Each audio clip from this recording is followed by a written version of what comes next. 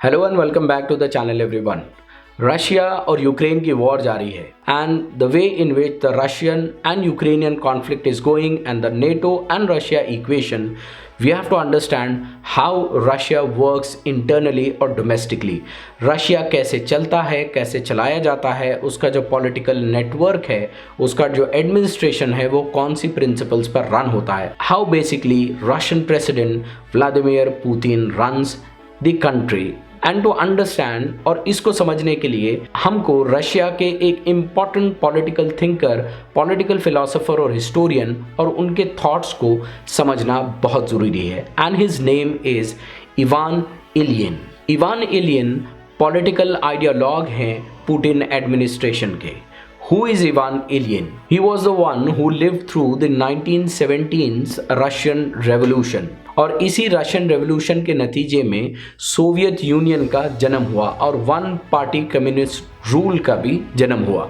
Ivan Ilyin is the political ideologue of Russia all military union. ये organisation represent करती है Russian wide government in exile को और इसका जो अनडिक्लेयर्ड मिशन है, इसका अनडिक्लेयर्ड गोल है कि रशिया के मिलिट्री एंटरप्राइज को बचाए रखें, रशिया की मिलिट्री सुप्रीमेसी को मेंटेन रखें, रशिया को प्रोटेक्ट करें in case of any external threats from the enemy and to fight against Bolshevism. Ivan Ilyin जिन लोगों से इंस्पायर्ड थे, they were Adolf Hitler and Mussolini, the two fascists of the 20th century.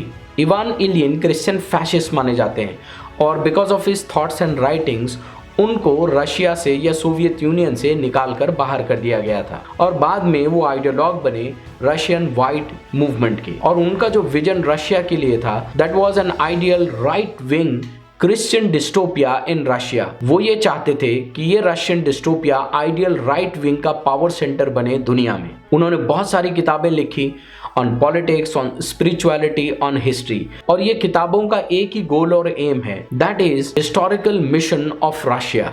और वो Hitler को बहुत मानते थे, हिटलर को बहुत आइडियलाइज करते थे। उनके नज़दीक Hitler was a great figure of history जो प्रोटेक्ट कर रहे थे सिविलाइजेशन को अगेंस्ट द बोल्शेविक्स। इलियन के नज़दीक रशिया की जो आइडियल रिप्रेजेंटेशन थी वो थी 1920s और 30s के जो फाशिस्ट स्टेट हैं उसी की तरह वो रशिया को देखना चाहते थे।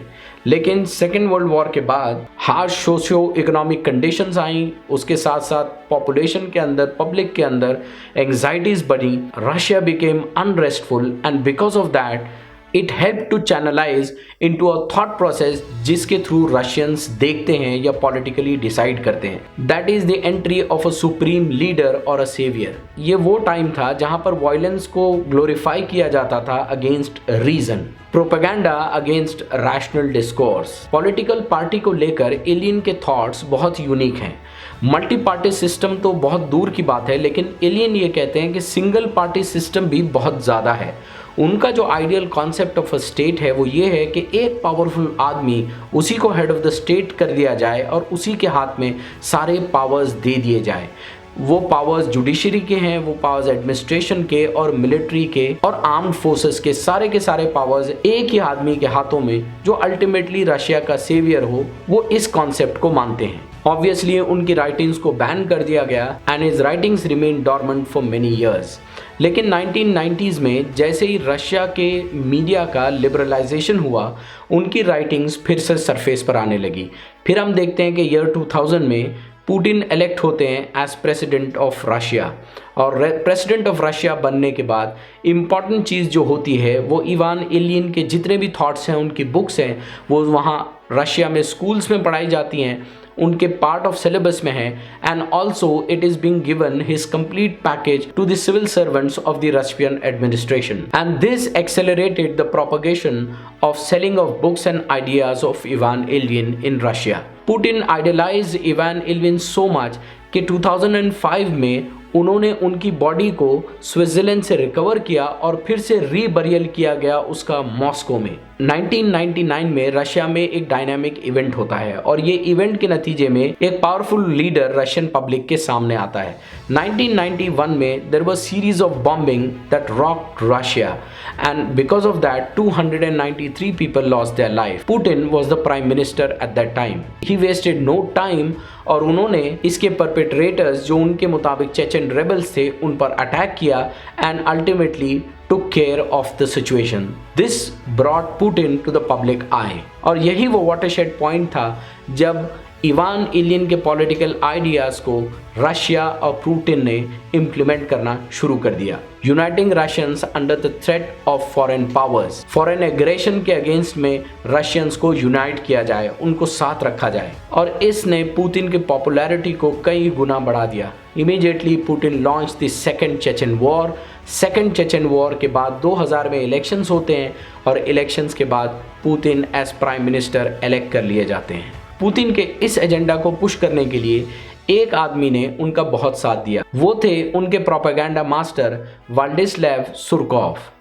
वाल्डिस्लैव सुरकॉव ने एक इंसिडेंट को यूज किया। 2002 में एक theatre was attacked by terrorist. इसी का सहारा लिया सुरकॉव ने और सहारा लेकर एक इम्पॉर्टेंट काम किया। And he placed all the major television networks of Russia under state control, which then started working as a propaganda machinery for a specific ideology. Russia अपने आप को यूरोपियन यूनियन के बराबर समझता है और रशिया के लिए ये बहुत इंपॉर्टेंट है। जैसे जैसे यह रशियन इकोनॉमी बढ़ने लगी, Russia started becoming more confident and under that ideology it started dreaming about again a great concept of Eurasia. और ये यूरेशिया के ख्वाब को वो किसी तरह भी कामयाब करना चाहते थे ताकि यूरोपियन यूनियन को चेक किया जा सके, उसको चेक में रखा जा सके, right from the Russian Pacific frontiers to the European Atlantic coast. फिर 2016 में यूरोपियन यूनियन में एक बहुत बड़ा इवेंट होता है and that event is breaking down of the European Union. 2016 में ब्रेक्सिट होता है, ब्रिटेन में पोल लिए जाते हैं और पोल लेने के नतीजे में पब्लिक डिसाइड करती है कि Britain will leave European Union. European Union becomes weak and loose, और इसी वीक यूरोप के चलते रशिया का कॉन्फिडेंस बहुत बढ़ जाता है। Looking into the history of USA along with NATO and its aggression into the eastern coast and along the borders and making different countries part of NATO alliance, it was a direct threat to Russia।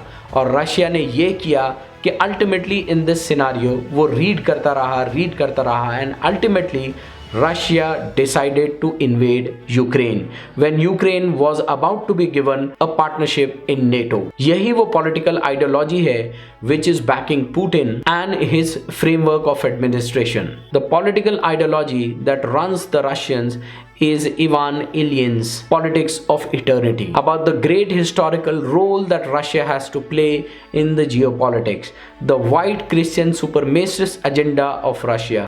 This is what is the political ideology behind Vladimir Putin and the internal political arrangements and setups and the propaganda machinery that works in Russia।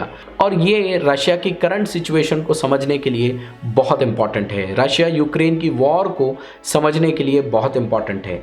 Hope कि आपको हमारा ये video पसंद आया हो, hope कि आपको ये एजुकेटिव और इन्फॉर्मेटिव लगा है। If so do share it with your friends and family. हमारे चैनल को सब्सक्राइब करिए, नोटिफिकेशन का बेल आइकन दबाइए so that you are notified whenever we come up with a new video.